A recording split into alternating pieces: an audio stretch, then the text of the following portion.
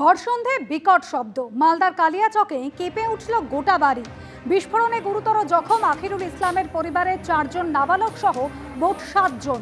রাতেই আহতদের প্রথমে সুজাপুর প্রাথমিক স্বাস্থ্যকেন্দ্রে নিয়ে যাওয়া হয়, পরে মালদা মেডিকেল কলেজ ও হাসপাতালে নিয়ে যাওয়া হয় আহতদের। সিলিন্ডার বিস্ফোরণ বলে দাবি পরিবারে।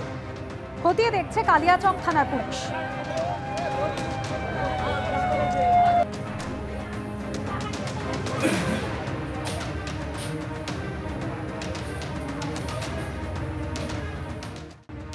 একের পর এক ব্লাড ব্যাংকের নাম জড়িয়েছে, যাদের বিরুদ্ধে রক্ত এবং প্লাজমা পাচার নিয়ে একাধিক বেনিয়মের অভিযোগ উঠছে। আর এই নিয়ে গতকালই স্বাস্থ্যমন্ত্রী সারদ মুখোপাধ্যায় তিনি কড়া পদক্ষেপের হুঁশিয়ারি দিয়েছিলেন। আমাদের প্রায় 70 থেকে 80টি বেসরকারি ব্লাড ব্যাংক আছে পশ্চিমবঙ্গে।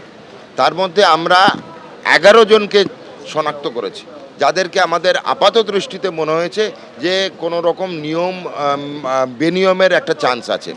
প্রত্যেকটাতেই রেড হয়েছে।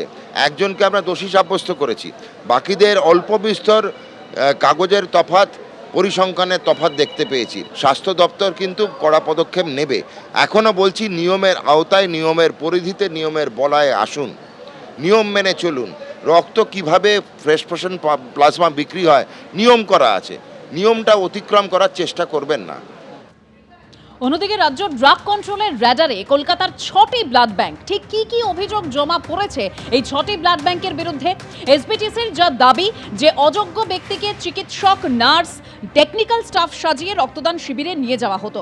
রক্ত সংগ্রহের জন্য ক্লাবের পিছনে লক্ষ লক্ষ টাকা ব্যয়।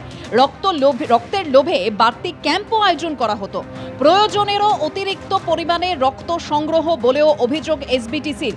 এসবিটিসি কিংবা এনবিটিসিকে না জানিয়ে ভিন রাজ্যে রক্ত প্লাজমা পাচার করে দেওয়া হতো। ব্লাড ব্যাংকের সঙ্গে যুক্ত নন এমন ডাক্তারদের নাম ব্যবহার করে প্রতারণা করা হয়েছে। স্বাস্থ্য ভবনকে বিকৃত ভুয়ো নথি জমা দেওয়া হতো।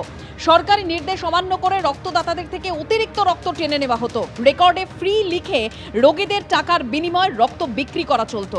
এই ধরনের একাধিক অভিযোগ জমা পড়েছে রাজ্য ড্রাগ কন্ট্রোলের কাছে এই 6টি ব্লাড ব্যাংকের বিরুদ্ধে।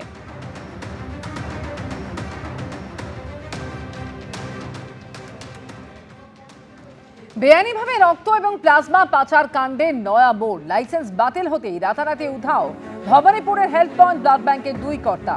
ড্রাগ কন্ট্রোলের তরফে লাইসেন্স বাতিল হতেই এই 2 কর্তা উধাও হয়ে গিয়েছেন। জামিন নিয়ে গা ঢাকা দিয়েছেন 2 কর্তা, আবার পালাতে পারেন দেশের বাইরেও, অভিযোগ স্বাস্থ্যমন্ত্রীর।